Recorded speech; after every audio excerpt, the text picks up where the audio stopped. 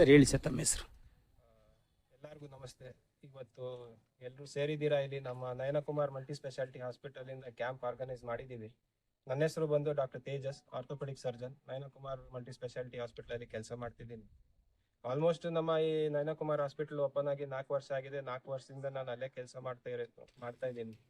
And ನನ್ನ specialities ಬಂದ್ಬಿಟ್ಟು predominantly joint replacement ಅಂತ ಹೇಳ್ತೀವಿ. ಅದರಲ್ಲಿ ಏನಂದ್ರೆ ಕೀಲು ಮೂಳೆ ಸವೆತ ಇರೋರಲ್ಲಿ ಅದನ್ನ ರೀಪ್ಲೇಸ್ ಮಾಡಿ ಹೊಸ ಮಂಡಿ ಇರಲಿ, ಹೊಸ ಮಂಡಿ ಚಿಪ್ ಹಾಕೋದಿರ್ಲಿ, ಆ ಆಪರೇಷನ್ ನಾವು ಆಲ್ಮೋಸ್ಟ್ 4 ಇಯರ್ಸ್ ಇಂದ ಸಕ್ಸಸ್ಫುಲ್ ಆಗಿ ಮಾಡ್ಕೊಂಡ್ ಬರ್ತಾ ಇದೀವಿ. ಅದರಲ್ಲಿ ಒಂದು ಈ ಉದಾಹರಣೆ ಕನ್ಸಿಡರ್ ಮಾಡಿದ್ರೆ ನಮ್ಮ ಶಿವಣ್ಣ ಪೇಷಂಟ್ ಅವರು ಇಲ್ಲಿ ಕೂತಿದ್ದಾರೆ, ಅವರ ಮಗ ಇಲ್ಲೇ ಇದ್ದಾರೆ. ಸೊ ಇವ್ರದ್ದು ಸಹ ಬಂದಾಗ ಬಹಳ ನೋವಿಂದ ಬಂದಿದ್ರು ಪೇಷಂಟ್. ಹೆಜ್ಜೆ ಇಡಕ್ ಆಗ್ತಿರ್ಲಿಲ್ಲ, ಕೂತ್ಕೊಂಡ್ರೆ ಒಂದ್ ಹೆಜ್ಜೆ ಇಡಕ್ ಆಗ್ತಿರ್ಲಿಲ್ಲ, ನಡಿಯಕ್ಕಾಗ್ಲಿ ಬೇರೆ ಏನು ಕೆಲಸ ಮಾಡೋದಕ್ಕೆ ಕಷ್ಟ ಆಗ್ತಿತ್ತು ಅವ್ರಿಗೆ. ಅವರ ದುಃಖ ಎಲ್ಲ ನೋಡಿ ಎಕ್ಸ್ರೇ ಎಲ್ಲ ಮಾಡಿಸಿ ನೋಡಿದ್ಮೇಲೆ ಮಂಡಿ ಬಹಳ ಸೌದಿದೆ, ಆಪರೇಷನ್ ಮಾಡಿಸ್ಬೇಕು ಅಂತ ಕನ್ವಿನ್ಸ್ ಮಾಡಿ ಅವರು ಸಹ ಒಪ್ಕೊಂಡ್ರು. ಇನಿಷಿಯಲಿ ಸ್ವಲ್ಪ ಹೆದರ್ಕೊಂಡ್ರು, ತುಂಬಾನೇ ಹೆದರ್ಕೊಂಡ್ರು. ಬಟ್ ಅವ್ರಿಗೆ ಅದೇನ್ ಧೈರ್ಯ ಕೊಡ್ಬೇಕು ಅವೆಲ್ಲ ಧೈರ್ಯ ಕೊಟ್ಟು ಅವರು ಒಪ್ಕೊಂಡಿದ್ಮೇಲೆ ಆಪರೇಷನ್ ಮಾಡಿದೀವಿ. ಇವಾಗ ಆಲ್ಮೋಸ್ಟ್ 1 ತಿಂಗಳಾಗಿದೆ. ಆಲ್ಮೋಸ್ಟ್ ಅವರ ನಿಯರ್ ನಾರ್ಮಲ್ 100ರಲ್ಲಿ 95 ಭಾಗ ಆಲ್ಮೋಸ್ಟ್ ಕ್ಲಿಯರ್ ಆಗಿದೆ. ಸೊ ಇದ್ರಿಂದ ನಾನು ಏನ್ ಹೇಳಕ್ಕೆ ಬಯಸ್ತೀನಿ ಅಂತಂದ್ರೆ, ಜನರಿಗೆ ಬಹಳ ಹೆದರಿಕೆ ಇರುತ್ತೆ ಈ ಆಪರೇಷನ್ ಬಗ್ಗೆ. ಮಂಡಿ ಬದಲಾಯಿಸ್ಬಿಡ್ತಾರೆ, ಹಿಂಗಾಗ್ಬಿಡುತ್ತೆ, ಹಂಗಾಗ್ಬಿಡುತ್ತೆ. ಯಾವುದೇ ಆಪರೇಷನ್ ಅಲ್ಲಿ 100ರಲ್ಲಿ 99ರಿಂದ 99.9% ಏನು ಆಗೋದಿಲ್ಲ. 0.1% ನಮ್ಮ ಕೈಯಲ್ಲಿ ಇರೋದಿಲ್ಲ. ಅದು ನಾವು ಡಾಕ್ಟರ್ಸ್ ನಾವೇನಿದೆ ಅದು ಟ್ರೀಟ್ಮೆಂಟ್ ಕೊಡ್ತೀವಿ. ಬಟ್ ಯಾವಾಗ 99% ಅಷ್ಟು ಗ್ಯಾರಂಟಿನ ಕೊಡ್ತಾ ಇದ್ದೀವಿ, ಅದ್ರ ಮೇಲೆ ಪೇಷಂಟ್ಗಳು ಸಹ ಮನ್ಸು ಮಾಡ್ಬೇಕು. ಸೊ ಅದಕ್ಕೆ ಏನೇನ್ ಕನ್ವಿನ್ಸ್ ಮಾಡೋದಕ್ಕೆ, ಧೈರ್ಯ ತುಂಬೋದಕ್ಕೆ ನಾವೇನಿದೆ ನಾವು ಮಾಡ್ತೀವಿ. ಬಟ್ ಒಂದೊಂದ್ಸಲಿ ಏನಾಗತ್ತೆ, ಪೇಷಂಟು ಹೆದರ್ಕೊಬಿಟ್ಟು ಆಪರೇಷನ್ ಮಾಡಿಸ್ದೆ, ಹಂಗಾಗೋಗೋಯ್ತು ಹಂಗಾಗೋಗತ್ತೆ ಅಂತ ಅಂದ್ಬಿಟ್ಟು ಮಾತ್ರೆಗಳು, ನೋವಿನ ಮಾತ್ರೆ ಚಾಕ್ಲೇಟ್ ತರ ತಗೋತಾ ಇರ್ತಾರೆ.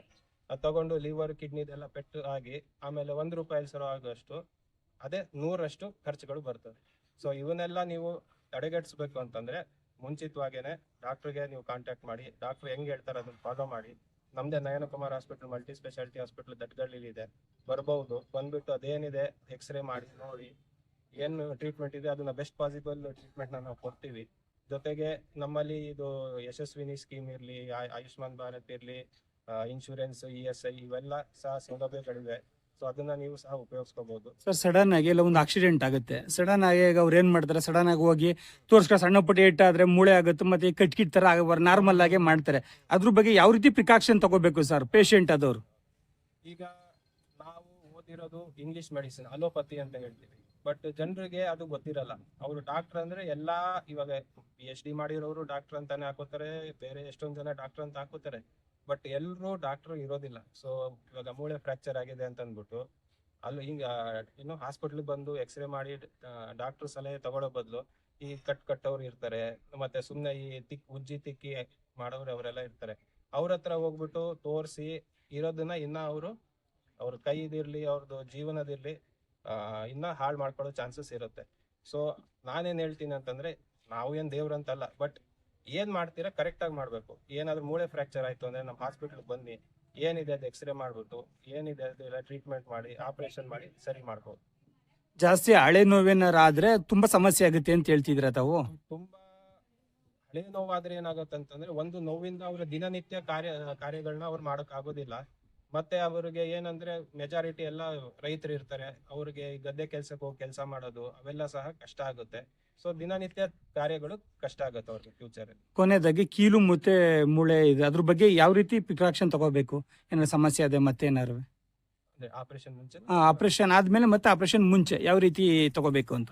ಆಪರೇಷನ್ ಮುಂಚೆ ಅನ್ನೋದು ನೋಡಿ, ಕೀಲು ಮೂಳೆ ಸವೆತ ಅನ್ನೋದು ಎಲ್ಲಾರ್ಗು ಬಂದೇ ಬರುತ್ತೆ. ಒಬ್ಬೊಬ್ರಿಗೆ 90 ವಯಸ್ಸಾದ್ರೂ 95 ವಯಸ್ಸಾದ್ರೂ ಏನು ತೊಂದರೆ ಇರೋದಿಲ್ಲ. ಒಬ್ಬೊಬ್ರು 30 ವಯಸ್ಸಿಗೆ ತೊಂದರೆ, ಮಂಡಿ ಸವೆತ, ಬೇರೆ ಕಾರಣಗಳು ಇರ್ತವೆ, ಬಹಳ ಕಾರಣಗಳಿರ್ತವೆ ಮಂಡಿ ಸವೆತ ಇರ್ಲಿ, ಬೇರೆ ಕೀಲು ಮೂಳೆ ಸವೆತಕ್ಕೆ. ಸೊ ನಾವು ಏನ್ ಮಾಡ್ಬೇಕು ಅಂತಂದ್ರೆ, ಡೈಲಿ ಇದನ್ನ ಕಡಿಮೆ ಮಾಡ್ಕೋಬೇಕು ಅಂತಂದ್ರೆ ಮೇಜಾರಿಟಿ ಆಗಿ ನಮ್ಮ ಕ್ಯಾಲ್ಸಿಯಂ ರಿಚ್ ಫುಡ್ ಅಂತ ಹೇಳ್ತೀವಿ. ಅಂದ್ರೆ ಈ ರಾಗಿ ಆಲ್ರೆಡಿ ಎಲ್ಲಾ ಜನರು, ಹಳ್ಳಿ ಜನರು ತಗೋತಾರೆ. ಬಟ್ ಅದಕ್ಕೆ ಹಳ್ಳಿ ಜನರಲ್ಲಿ ಈ ತೊಂದರೆ ಸ್ವಲ್ಪ ಕಡಿಮೆ. ಸಿಟಿಯಲ್ಲಿ if you compare it will be relatively high. ಜೊತೆಗೆ ಈ ಏನಂತೀವಿ ಹಣ್ಣು ಹಂಪಲುಗಳು, ಸೊಪ್ಪಿನ ಪದಾರ್ಥಗಳು ಇವೆಲ್ಲ ಸ್ವಲ್ಪ ತಗೊಂಡ್ರೆ ಇವನ್ನ ಆಪರೇಷನ್ ನಾವು ತಡೆಗಟ್ಟಿಸಬಹುದು. ಅಂದ್ರೆ ಮೂಳೆ ಸವೆತನ ನಾವು ಸ್ವಲ್ಪ ಸ್ಲೋ ಮಾಡಬಹುದು. ಅದೇ ಆಪರೇಷನ್ ಆಗಿದ್ಮೇಲೆ ಏನು ರಿಸ್ಟ್ರಿಕ್ಷನ್ ಇರೋದಿಲ್ಲ.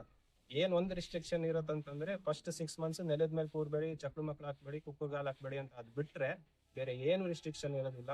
ಆಪರೇಷನ್ ಆಗಿ ನೆಕ್ಸ್ಟ್ ದಿವಸನೇ ನಡೆಸ್ತೀವಿ.